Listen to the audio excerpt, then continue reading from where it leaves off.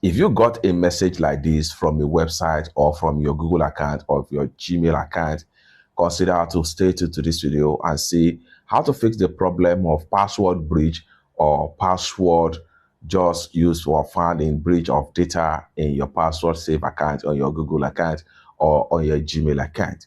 Let me show you how.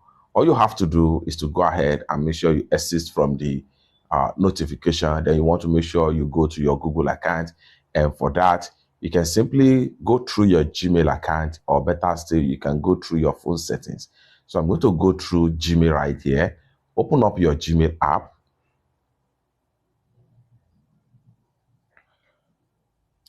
And the next thing you want to do is to go ahead and click on your profile icon.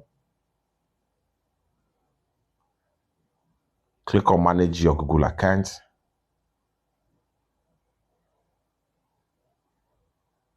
The next thing you want to do right here is to go ahead and make sure you click on security and sign in.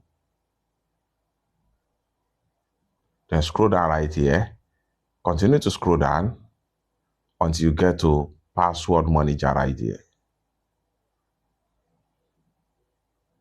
Until you get to password manager.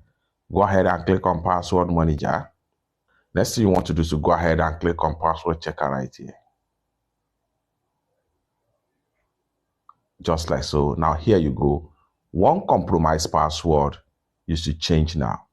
What you need to do here is to go ahead and click on here to open it. Change it now. Some of your password we find in data breach to ensure your account secure. You should change them now. So all you have to do is to go ahead and make sure you visit the particular website and then go ahead and change the password you use to log into the account of that particular website. Or better still, simply click on change password right here and then go ahead and change your password, and the account is going to be safe and secure. It's that simple.